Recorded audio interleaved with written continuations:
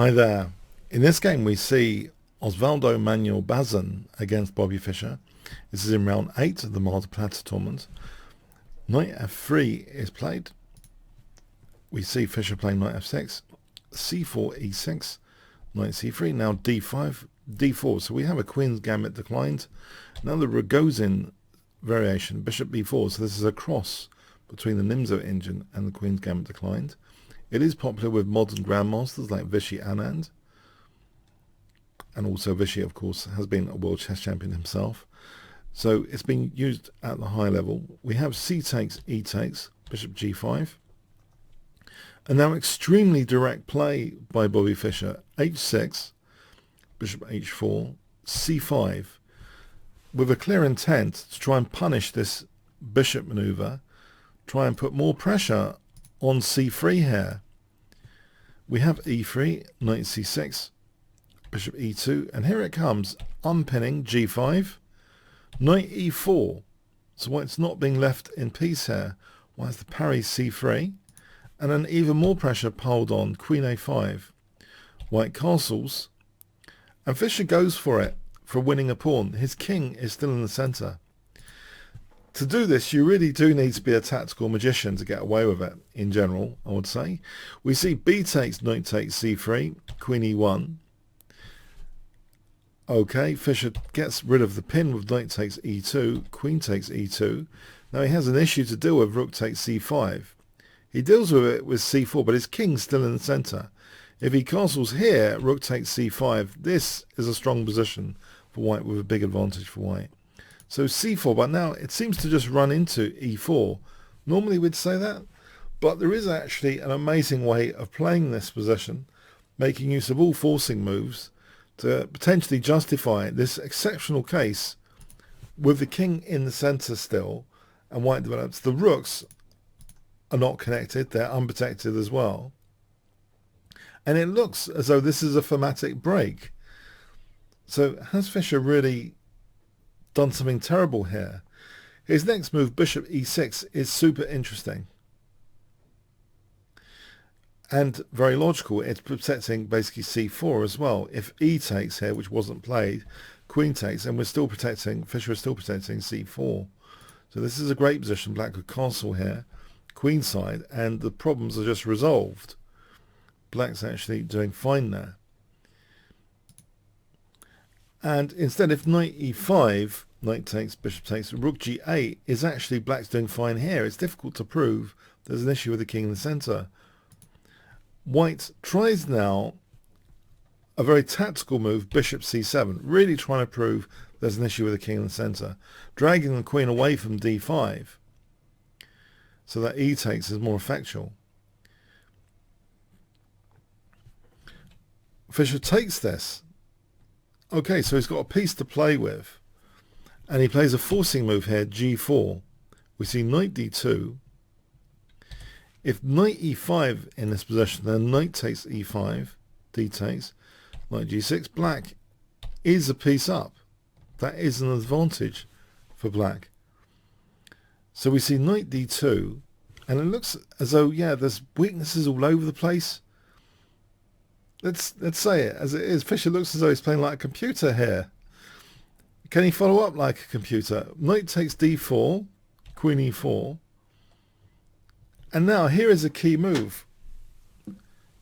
Black to play, which helps justify things. Because otherwise black's position is kind of shredded fundamentally with lots of weaknesses. Pawns don't go backwards. But there's a computer-like move here. What would you play if I give you 5 seconds to pause the video? So the magician is at work, the magician from Brooklyn. I know he was never nicknamed that. They nicknamed Tal, the magician from Riga. But these next moves are kind of magical tactics. Tactics at such a high level. It's like magic. Okay, so black to play here. Okay, queen f4. Yeah, trying to get in this knight e2 check. We have rook takes c4. If queen takes f4, this situation is actually much better for black after b5. That's a protected passed pawn. This is actually significantly better for black, this scenario. Everything's been peacefully resolved, all the issues, and black's just better. So white has to avoid that. White plays rook takes c4. And we have the queens coming off, which is a relief, maybe. Check. And now bishop d7. It turns out here black could even improve the play, it seems, with f5. After d takes, f takes, rook takes. Black's just a piece up here. That is worth it. Yeah, f5. Amazing. That was an interesting shot, but bishop d7 was played, and now we see rook e1. And again, the big question is put to the king in the center. Fischer plays king f8. It is getting very tricky again. If knight f4, then knight d6 check, and rook takes f4. And this is very bad position for black. Very bad. White's got a big advantage here. It turns out here king e7 is playable. And this is real, technical territory here. But it turns out as though black might actually be, able to get this position and black's better. But king f8 was played. And now white commits a mistake, because otherwise white would have been equal here. If white plays knight d6, that's a way of at least being equal, this position, where white gets the piece back and is okay. But knight f6 is played. And guess what Fischer plays now? Some more tactics arrive on the scene. Okay. Bishop b5, that seems very logical. Rook b4, the bishop tucks away on a6. Knight d7 check. Where would you go with the king? Plus 1,000 points if you can guess Fischer's move. Minus 1,000 if you blunder here. Where would you go with the king here? Okay, plus 1,000 if you say king e7. The reason I say minus 1,000, there's an issue here with king g7. The knight is controlling escape squares of the king. Rook takes g4 check. Ouch. Knight f6. Ouch. Checkmate. So king e7. It's important to go back to the center. Knight c5. But now we have an interesting scenario where sometimes pins can backfire on the pinner. We see rook h e8, so x-raying e1, and for one moment now the knight is unprotected. But in this moment, if rook takes e2 was played bishop e2, that's fine for black. So in this particular moment, guess what Fischer plays? If I give you 5 seconds here to pause the video. Yes, it's an unprotected piece on e1. That's another reason why these kind of relative pins often backfire. The pinning piece is actually an unprotected piece if we question its status.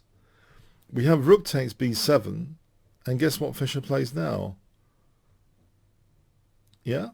Check all checks. Knight g3 check. And then taking on e1. He's the exchange up. And he's about to checkmate with rook c1 and rook h1.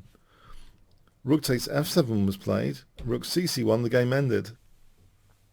If king f6, this is all over, basically. Black's a rook up. There's no stalemate or anything.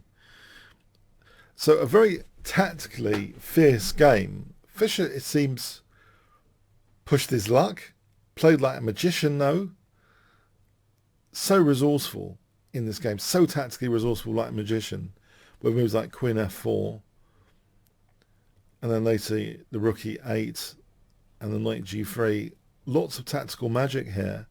Because it seems as though it's almost principle breaking to indulge in these active operations with the king in the center. And also principle breaking from another point of view that, these pawns don't go backwards. There's potentially, a lot of weaknesses to exploit. He's made an issue out of c3 in a kind of pedantic manner and lived to tell the tale.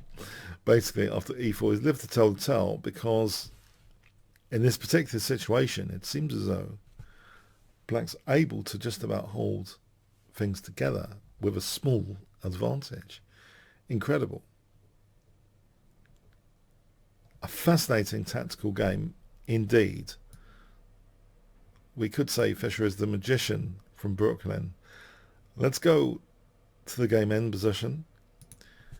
So tactics really used quite a lot here to justify the early opening play, which is very committal, leaving the king in the center, leaving a lot of pawns seemingly wrecked potentially, but got away with it spectacularly. Okay, I hope you enjoyed that as much as me. So you have to be a chess tactics magician, just like Bobby Fischer or Tal. Thanks very much. Hi guys, if you enjoyed this video lecture, you might want to get more at my course, Kingscrusher TV/Bobby Fischer, which I had a blast creating, over 25 hours of video content. I tried to get the most instructive juice out of every single game covered and picking the most important games from this period. I had an absolute blast creating it, and I think you'll have an absolute blast checking it out. And it's at a big discount code with this link, you know, Kingscrusher TV/Bobby Fischer has the discount code. So I hope you do check that out. Thanks very much.